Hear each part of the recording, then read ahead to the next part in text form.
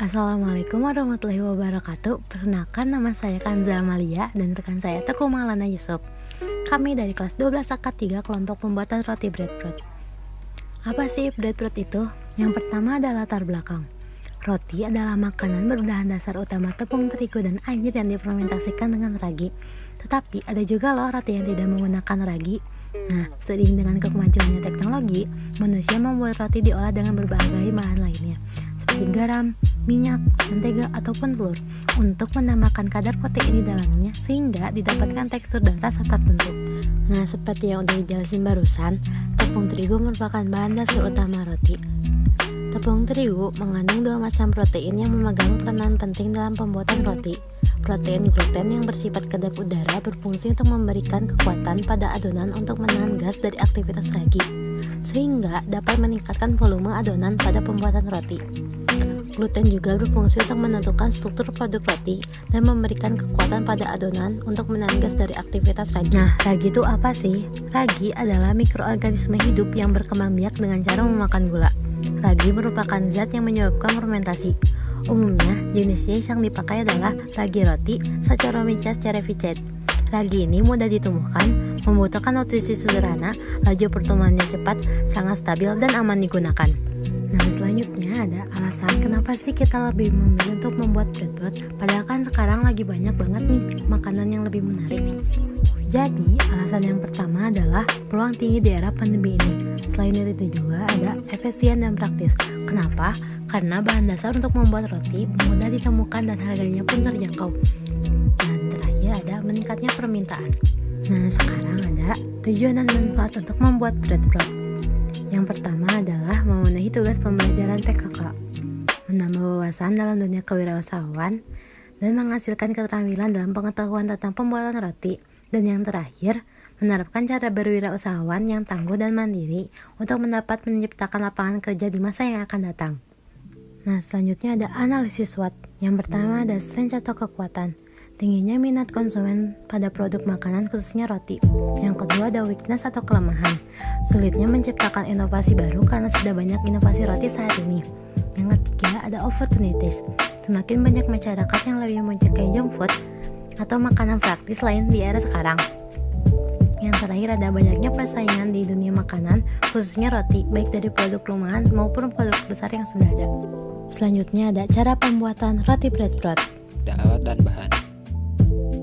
Alat-alat yang digunakan antara lain timbangan sebagai alat penimbangan, baskom atau wadah, oven sebagai alat pembakaran, loyang, kuas kue, pengaduk, kain untuk menutupi adonan yang sudah dikalisi, mangkok, dan sendok.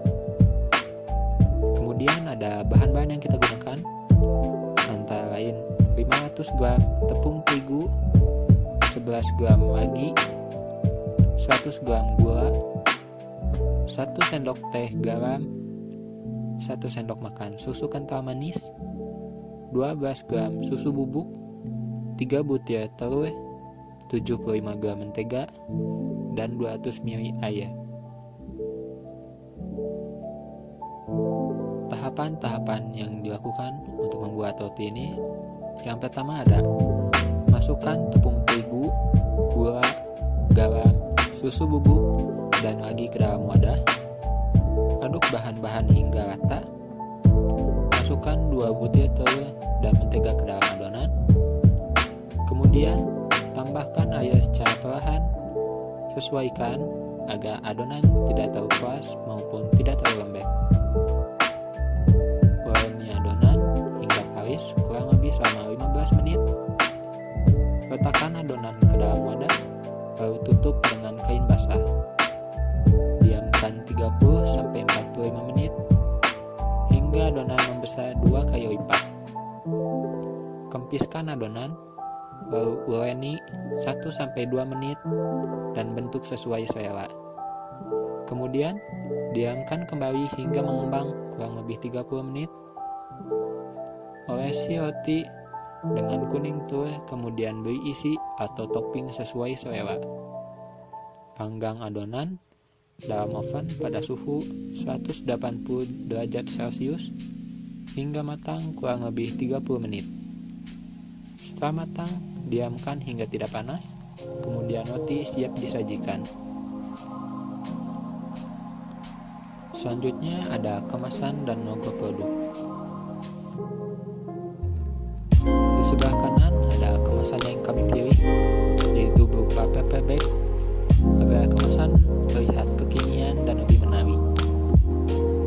Di sebelah kiri ada logo produk kami, yaitu Breadbrot.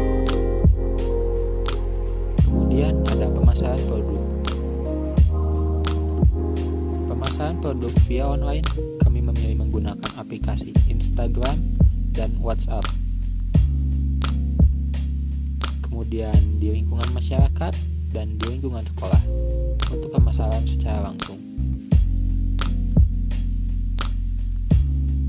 Kekurangan dan kelebihan produk. Kekurangan produk yang kami produksi antara lain banyaknya pesaing dalam usaha produk roti ini. Kemudian sulitnya menciptakan cita rasa baru yang dapat bersaing dengan produk unggul yang sudah ada. Dan selanjutnya merupakan produk yang tidak dapat disimpan lama, sehingga membutuhkan strategi dagang yang matang. Kemudian ada kelebihan produk. Kelebihan produk yang kami produksi antara lain: produk ini merupakan produk yang mudah dibuat. Produk roti merupakan produk yang mudah dikreasikan sesuai keinginan. Yang ketiga, yaitu tingginya konsumen dari produk roti. Dan yang terakhir, merupakan produk yang simpel dan praktis untuk disajikan pada konsumen. Sekian presentasi dari kami. Kurang lebihnya mohon dimaafkan. Wassalamualaikum warahmatullahi wabarakatuh.